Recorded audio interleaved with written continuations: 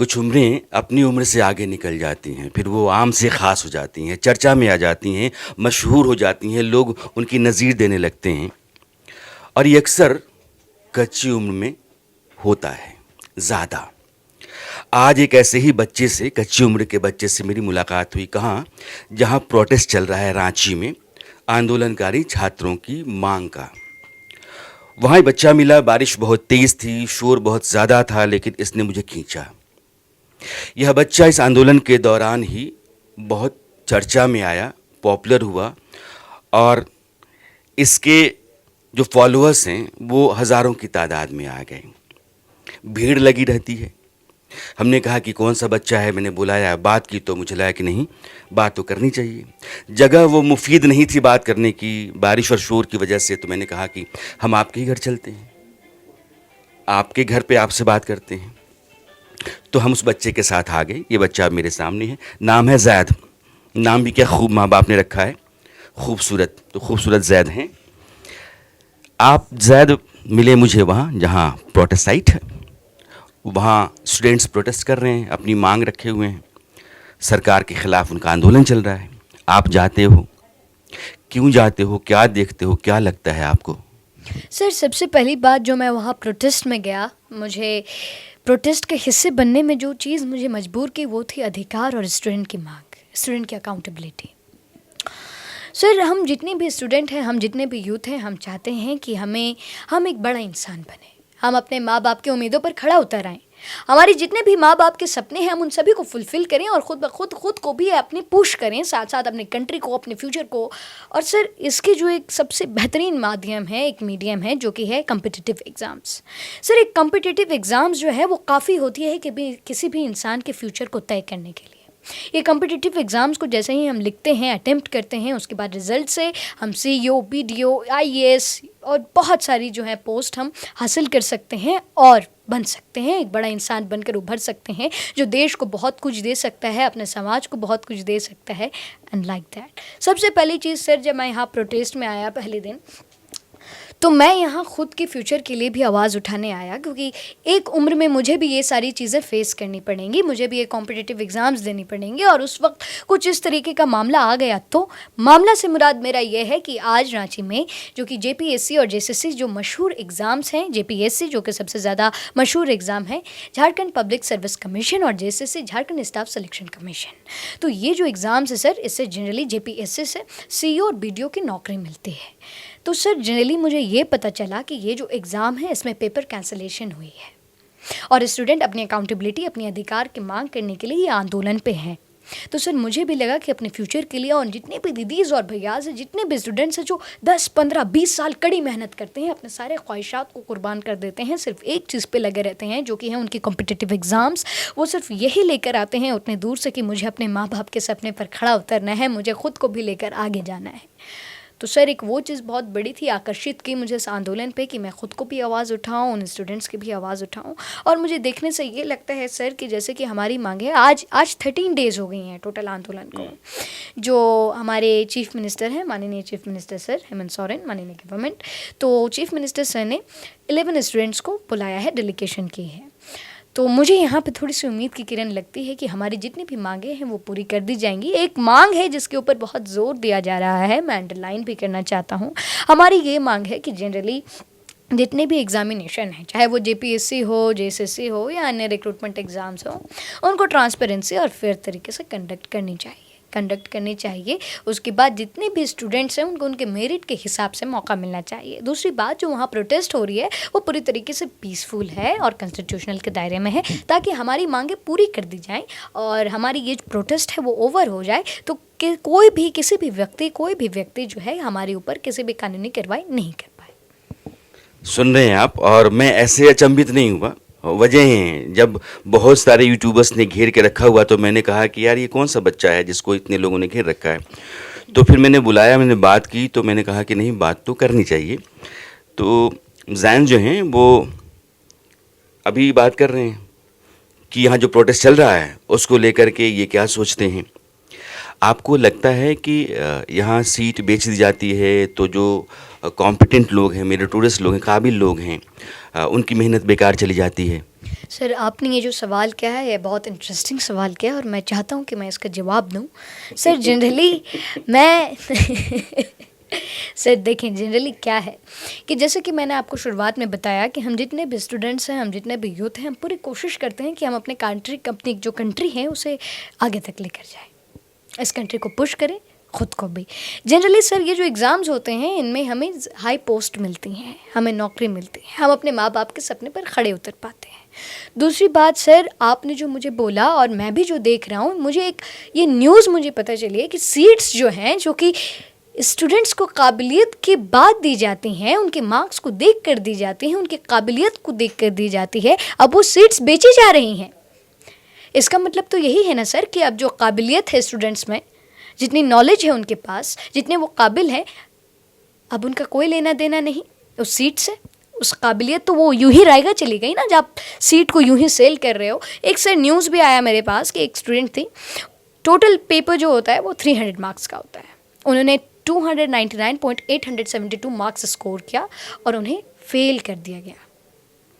और आई think so sir कि ये फेक है या रियल है, आई डोंट नो, बिकॉज एक और स्टूडेंट है, उन्होंने सिर्फ 45 जो है ना मार्क्स लाए और उन्हें पास कर दिया गया। तो सर इससे इनडायरेक्टली यही पता चलता है कि जो ये सीट्स है ये सेल की जा रही हैं। अभी जितने भी लोग गिरफ्तार हुए हैं इसमें, सीआईडी ने जांच किया, वो लोग खुद ये अपील कर रहे हैं, ये बोल रहे हैं ये जितनी भी सीट्स हैं ये पैसे पे है। दैट मीन्स कि 50 लाख में तुम ये बन जाओ, मैं तुम्हें ये दे देता हूँ, 45 लाख में तुम ये फॉर एग्जाम्पल IAS बन जाओ तो मैं ये दे देता हूँ। ये फेल और पास से कोई लेना देना नहीं, मार्क्स से कोई लेना देना नहीं, नॉलेज से कोई लेना देना नहीं। मान के चलो सर कि अगर मैं अपने फ्यूचर में ये सारी एग्जाम्स को अटेम्प्ट करता हूँ तो दैट मीन्स कि मेरी मेहनत और मेरी ये जो टैलेंट है ये तो यूं ही रायका चली जाएगी। जब सीट्स बेची जा रही है तो मैं 60 लाख नहीं देने पा रहा हूँ तो दैट मीन्स कि मैं नहीं बन सकता। So that's the thing sir, और इसी के लिए ये आंदोलन यहाँ हो रहा है, इन सारी चीज़ों को रोकने के लिए। बच्चे से बात कर रहे हैं, ऐसा लग रहा है क्या? ये आप मुझे बताओ कि आपकी क्लास क्या है, किस क्लास में पढ़ते हो? सर मैं 6th क्लास में पढ़ता हूँ, सेंट जॉन। कितने साल के हो गए आप? मैं 13 ईयर्स का हूँ। 13 साल के हो गए, 6ठी क्लास में पढ़ते हो। ये जिस तरीके से आप बोलते हो और चीज़ों को देखते समझते हो, प्रैक्टिस करते हो या ठीक ठाक ऐसे ही आ जाता है? सर देखें, किसी भी चीज़ को मास्टर करने के लिए प्रैक्टिस की ज़रूरत होती है। इंसान में कोई भी चीज़ इनबिल्ट नहीं आती, उसे इनबिल्ट बनाना पड़ता है।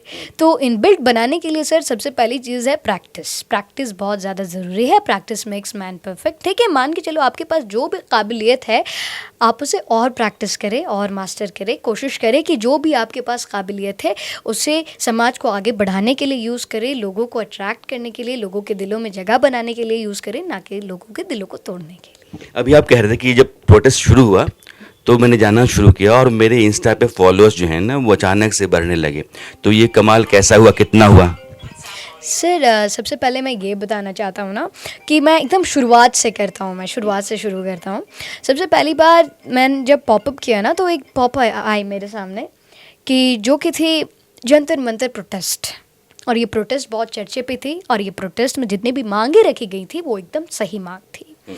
उसके बाद सर फिर मुझे पता चला जब ये प्रोटेस्ट की सारी मांगें पूरी कर दी गई तो फिर मुझे पता चला कि रांची में भी ये प्रोटेस्ट हो रहा है। तो मुझे ये इंटेंशन से मैं वहाँ पे आया था कि ये भी प्रोटेस्ट जंतर ही मंतर का हो रहा है, ये भी प्रोटेस्ट जंतर मंतर के इंटेंशन ही से हो रहा है। तो मैं सर मुझे जितना आता था, मुझे जितनी नॉलेज थे जंतर मंतर के बारे में, तो मैं वहाँ पहुँच गया। अब जब मैं वहाँ गया तो मैं और मेरे फादर यूँ ही इधर उधर घूम रहे थे, वॉन्डरेट कर रहे थे, रिपोर्टर्स को ढूंढ रहे थे कि शायद कोई मेरे से क्वेश्चन पूछे तो मैं कैपेबल हूँ आंसर देने का। लेकिन फिर जब मैं वहाँ पहुँचा, हमने घूमा तो हमारे सामने वो बैनर आया जो कि JPSC और JCSE एग्जामिनेशन कैंसल्ड किया था। उसके बाद मैं थोड़ा नर्वस भी हो गया क्योंकि जिस चीज़ की मैं यहाँ पे नॉलेज गेन कर कर आया था असल में तो वो गए थे कुछ, वहाँ मिल गया कुछ। हाँ, जिस चीज़ के बारे में मैं सोच कर आया था वहाँ पे तो वो थी ही नहीं।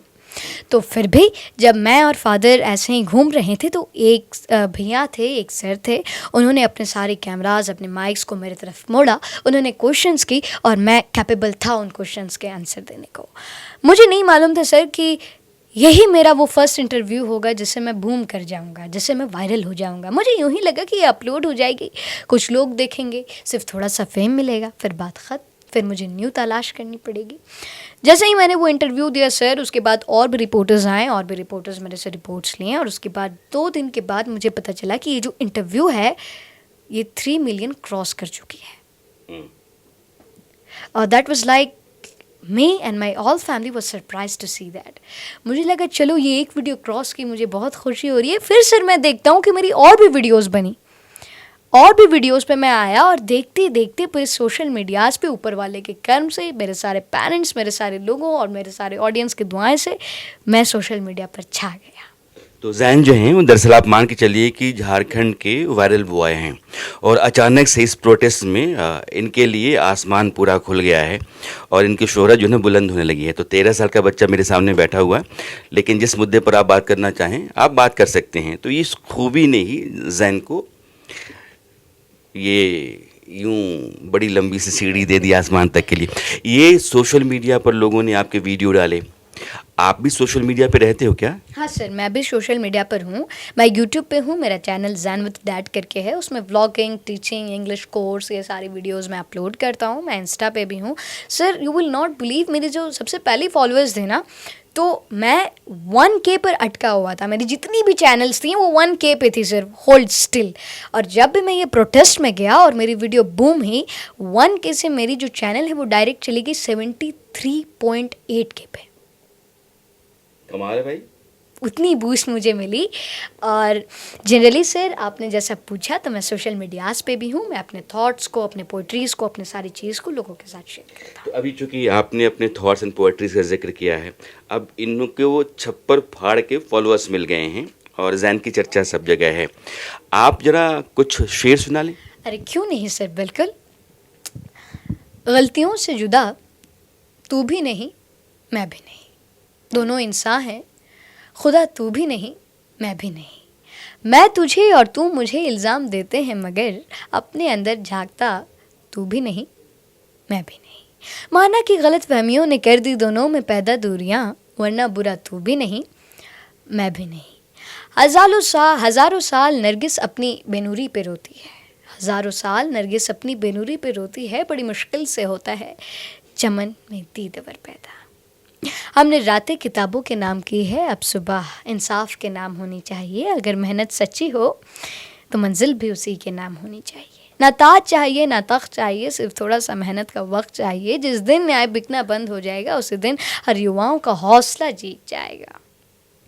तो ये सब आप याद करते रहते हो? हाँ सर, ये सारी चीज़ें मैं प्रैक्टिस करता रहता हूँ, याद करता रहता हूँ. तो आपको पता होता है कि मैं अगर इन चीज़ों पर अपनी पकड़ बनाऊं तो मैं यूं आगे बढ़ सकता हूं, लोग मुझे पूछेंगे या लोग मुझे सुनेंगे, सोशल मीडिया पर मुझे देखने वालों की तादाद बढ़ेगी.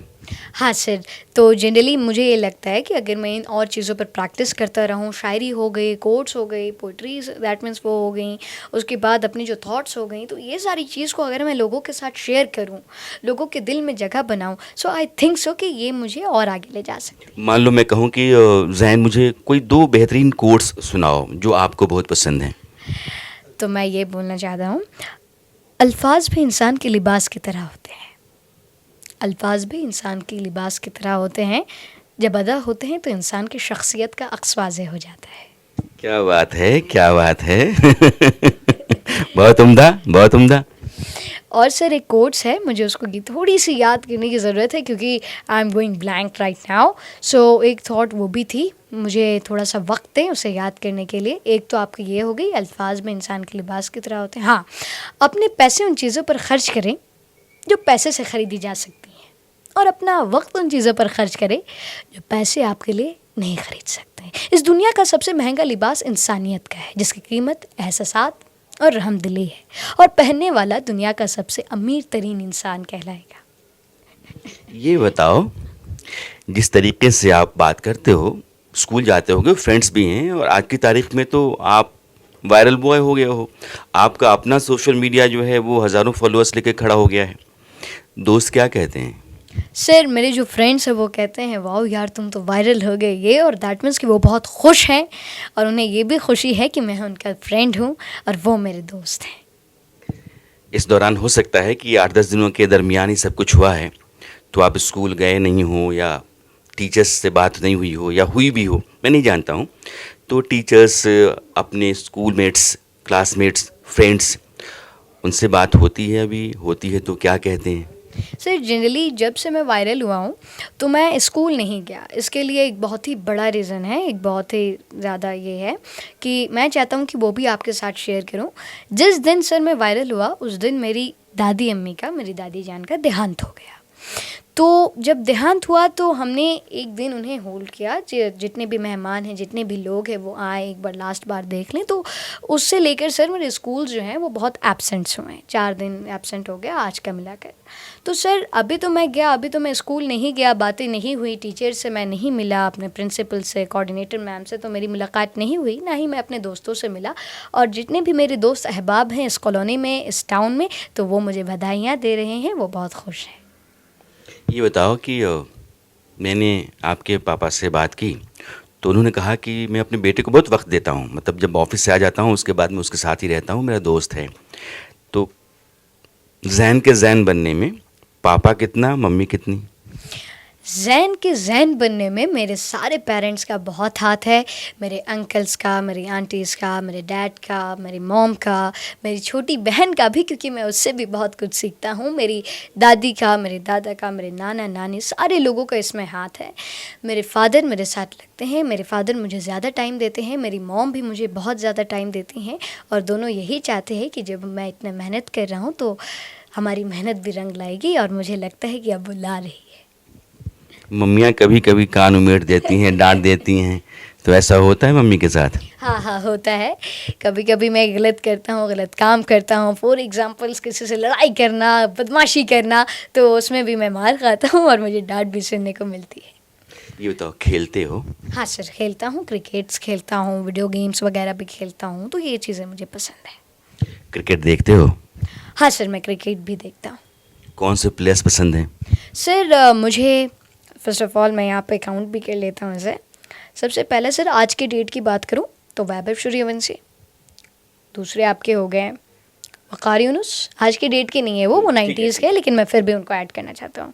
वक़ार यूनुस, वसीम अकरम, शुएब अख्तर, मोहम्मद आमिर, फिर आपके हो गए Imran Khan and Sachin Tendulkar, Yuvraj Singh and Jonty Rhodes, Mitchell Starc and what the name of that guy? I forgot. Brett Lee. And Virat Kohli? Yeah, Virat Kohli also and MS Dhoni also. तो ये आपके क्रिकेटर्स हैं। फिल्में भी देखते होगे? हाँ सर, मैं फिल्में भी देखता हूँ। कौन से स्टार्स पसंद हैं, किसकी एक्टिंग अच्छी लगती है, कौन सी फिल्म एक्ट्रेस है जो अच्छी लगती है? सर मुझे कुछ हीरो हैं जो मुझे बहुत अच्छे लगते हैं। सबसे पहला Shahrukh Khan sir, Salman Khan sir, Amitabh Bachchan sir, Dilip Kumar sir, Dharmendra sir, and these are the some stars that I have listed. ये रणवीर कपूर की फिल्में देखे हो कभी? हाँ हाँ, देखा हूँ, वो भी मुझे अच्छे लगते हैं। अच्छा, मैंने सुना है कि आपकी इंग्लिश भी बहुत अच्छी है। तो जैसे आपने शेर सुनाए, जैसे आपने कोट सुनाए, वैसे आप अंग्रेज़ी में भी कुछ सुनाना चाहते हैं, क्योंकि जो हमारे दर्शक हैं, जिन लोगों से अभी हम दोनों बात कर रहे हैं, वो आपको सुन रहे हैं। और मैंने कहा कि आप थोड़ा वंडर बॉय हैं, आप वायरल बॉय हैं, तो उनको भी अंदाज़ा हो ना कि कुछ ख़ास तो है। Okay, sir, no problem. Let me say this all the criteria in English. So me and sir were standing outside at the protest area, and then we meet together. After that, there was a heavy rainfall that can be affecting our video, and that all. Then we and sir decides to come in our home and take this all the podcast, all the discussions together. And after that, because of sir, because of the news reporter, because of the medias, I got viral nowadays. And I just want to say that please, please, please support me and do these all likes to me. बहुत अच्छा। मैं कई बच्चों से आपकी उम्र के बात करता रहता हूँ। अभी एक जेंजी प्रोटेस्ट हुआ जिसका आपने जिक्र किया था कि जंतर मंतर पर प्रोटेस्ट चल रहा था, तो मैं तो रांची में गया कि जंतर मंतर वाला ही है, वही मांग है। ये जेंजी प्रोटेस्ट, तो जेंजी तो आप भी हो, 13 साल के आप हो गए हो। तो लोग कहते हैं कि जो जेंजी हैं इनका कुछ इंटरेस्ट अलग हो गया है, ये आउटस्पोकन हैं, इन्होंने अपनी एक अलग लैंग्वेज डेवलप कर ली है। तो इसके बारे में क्या जानते हो, क्या कहना चाहोगे? सर मैं इसके बारे में यही कहना चाहूँगा, देखो हर जनरेशन की एक पसंद होती है, हर जनरेशन की एक मांग होती है, हर जनरेशन की एक फेवरेट चीज़ होती है। फॉर एग्जांपल जो मैं इससे थोड़े पीछे जनरेशन की भी बात करने वाला हूँ, जो कि generation I think so I am not clear, एक लॉस्ट जनरेशन है और जनरेशन मिलेनियम है। So that was the era of 90s। तो 90s जो थे they have different cultures, they have different outfit styles, and if I talk about the generation Z, that is Gen Z, तो इनके भी different styles हैं, different words हैं, different, वो generally क्या होता है ना सर कि हम जो वर्ड्स होते हैं जो ज़्यादा लेंदी वर्ड्स होते हैं, जैसे कि व्हाट्सअप, हाउ आर यू, तो इसे जो है ना आज जो जेंजी हैं उन्हें कंप्रेस कर देते हैं हल्का सा, जैसे कि एकदम फास्ट नहीं बोलते, what's name, that's all. And जितनी भी मांगे हैं, जितनी भी सारी आउटफिट्स हैं और जितनी भी आई थिंक सो पर्सनल चीज़ें हैं और जितनी भी चीज़ें उनको पसंद है, so I think so every generation have their own choice, और ये जनरेशन का भी एक अपनी चॉइस है और ये जनरेशन भी कीप इवॉल्विंग, क्योंकि सर ये ट्रेडिशन, ये ड्रेस, ये चॉइस, ये सारी लैंग्वेजेस तो रिवॉल्व करती रहती हैं।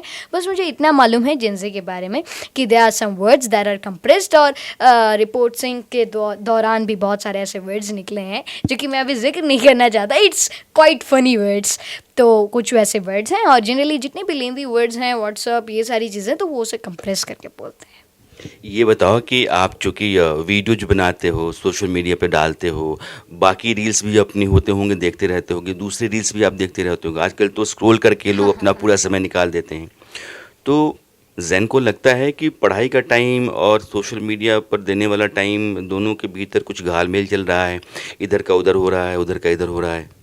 सर मुझे ऐसा तो नहीं लगता, क्योंकि मैं और मेरे फादर ने एक टाइम मैनेजमेंट बना कर रखे है कि इस वक्त को मुझे ये काम करना है इस ड्यूरेशन तक, फिर दूसरे वक्त को मुझे ये काम करना है इस ड्यूरेशन तक। तो सर उसमें मिसमैच नहीं होता, कोई चीज़ छूटती नहीं, मैं मज़ा भी कर लेता हूँ, खेल भी लेता हूँ, पढ़ भी लेता हूँ और अपनी सारी एक्टिविटीज़ भी फुलफ़िल कर लेता हूँ। ज़ैन से बात करते करते आपको लगता है कि आप 13 साल के बच्चे से बात कर रहे हैं।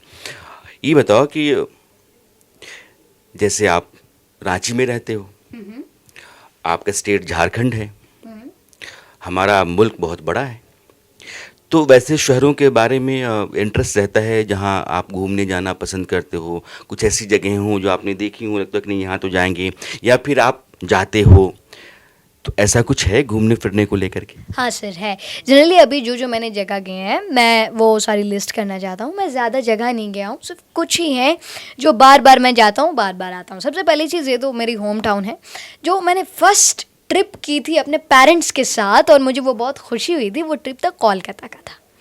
वो ट्रिप कोलकाता हो गया। उसके बाद अगर मैं आ जाऊँ यहाँ पे डिस्ट्रिक्ट्स पे, स्टेट्स वगैरह पे, तो generally I have gone to the Aurangabad also, जो कि बिहार पे है। उसके बाद Deoghar also, and what the name of that I am forgetting about, स्प्लेंड वगैरह, ये सारे कोलकाता ही पे है। तो सर जनरली अभी जो है मैंने लोकली ट्रैवल्स किए हैं और इसमें जो मैं ज़्यादा जगह गया हूँ, ज़्यादा दैट मीन्स कि जो आना जाना मेरा हुआ है वो जनरली औरंगाबाद से हुआ है, क्योंकि वहाँ मेरा एक कज़न रहता है, वहाँ मेरा भाई रहता है।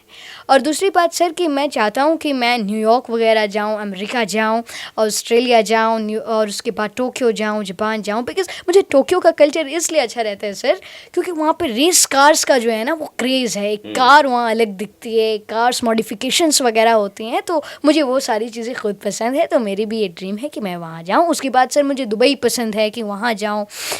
उसके बाद दैट्स ऑल एंड नथिंग। दुनिया के इन तमाम देशों में, शहरों में जाने का सपना है। ज़ैन बनना क्या चाहते हैं? सर मैं टीचिंग लाइन में जाना चाहता हूँ। मैं एक ऐसा इंसान बनना चाहता हूँ कि मेरे रेडियस में, मेरे जितने भी टाउन में, मेरे समाज में जितने भी लोग हैं, कोई भी तकलीफ़ हो, जितने भी ऐसा है निर्बल लोग हैं, जितने भी पॉवर्टी लोग हैं, मैं सबको मदद करूँ, सबको रेस करूँ। बस एक ऐसा इंसान बनना चाहता हूँ जो सबके लिए काम आए, सबका मदद कर सके, सबको उठा सके, सबकी गरीबी दूर कर सके। अगर किसी के पास घर नहीं है तो मैं उसे घर दे दूँ, किसी के पास कुछ सामान नहीं है तो मैं वो सामान मुहैया कर दूँ उसे। और सबसे अच्छी चीज़ कि मैं सबको अच्छी तालीम सिखाऊँ, अच्छी शिक्षा दूँ, बस। हमारे मुल्क में क्या अच्छा है और क्या ऐसा है जो आपको अच्छा नहीं लगता है? सर मुझे अपना मुल्क बहुत प्यारा है, मुझे सारी चीज़ें अपने मुल्क की बहुत अच्छी लगती हैं। ऐसी कोई भी चीज़ नहीं है सर जो मुझे इस मुल्क के बारे में ख़राब लगे। ये ज़ैन जी, जिस दौर के बच्चों की हम बात करते हैं और जिनके बारे में हम सोचते हैं कि हिंदुस्तान जब आगे जाएगा 2047 में एक विकसित देश के तौर पर दुनिया के सामने खड़ा होगा, तो हमारी आज की पीढ़ी जो है बहुत मजबूत होनी चाहिए, दुनिया की समझदारी उसके पास होनी चाहिए, वो संस्कारों में पली बड़ी होनी चाहिए और देश के साथ उसका एक जज्बाती जुड़ाव होना चाहिए। जेंजी को लेकर के अगर कोई परिभाषा बनती है तो जैन की तरह बनती है। ये बच्चा अपने आप आपके सामने है, जिन शब्दों में जिस तरीके से भी आप डिफ़ाइन करना चाहते हैं जेंजी को, वो मुकम्मल तरीके से इस बच्चे में आपको दिखाई पड़ेगी। तो मैं वहाँ से यहाँ तक का सफ़र इसलिए तय करना मुनासिब और ज़रूरी समझा क्योंकि इस बच्चे में मुझे कुछ ख़ास दिखा और आपको भी बहुत ख़ास लगा होगा। तो जैन को याद कीजिएगा, इनको सोशल मीडिया पे फॉलो कीजिए, इनके वीडियोस देखा कीजिए। और आप कुछ कहेंगे? हाँ सर, मैं ये कहना चाह रहा हूँ कि ये जो हमें ज़िंदगी है, हमारे पेरेंट्स हैं, हमारे वालिदैन हैं, इवन ख़ुद की ज़िंदगी हमें एक बार मिली है। ऐसा ना समझे कि आप सारी चीज़ें जान चुके हैं, ऐसा ना समझे कि आपके पास सारी इल्म आ गई है। ये दुनिया इल्म का नाम है, ये दुनिया कंटिन्यूअस जर्नी है, ये दुनिया कंटिन्यूअस सक्सेस है। ये दुनिया जो है आप अपनी पूरी ज़िंदगी इल्म को हासिल करने में गुजारें, क्योंकि इल्म जो है ये एक बहुत ही पावरफुल वेपन है। एजुकेशन जो है वो एक बहुत ही पावरफुल वेपन है। इंसान को उसके लिबास से जज नहीं किया जाता, इंसान को उसके एजुकेशन, उसके तालीम से जज किया जाता है। ऐसे मैं मानता हूँ कि इंसान को जज नहीं करना चाहिए। इंसान जैसा है वो वैसा है, वो अच्छा है। बस अपनी ज़िंदगी तालीम हासिल करें, एजुकेशन हासिल करें, इल्म हासिल करें और इसी में गुजारें। बहुत कुछ सुना, समझा भी होगा। तो जैन के साथ मेरी बातचीत इतनी ही। अब जैन मुझे चाय पिलाएंगे, मैं चाय पीऊँगा, उसके बाद विदा लूँगा। Thank you. Thank you very much sir कि आपने मुझे इस काबिल समझा कि मैं आपके न्यूज़ में आऊँ और मुझे इस काबिल समझा कि आप मुझे कास्ट करें। आई लव यू, अरे I appreciate you. Thank you sir, thank you बेटा।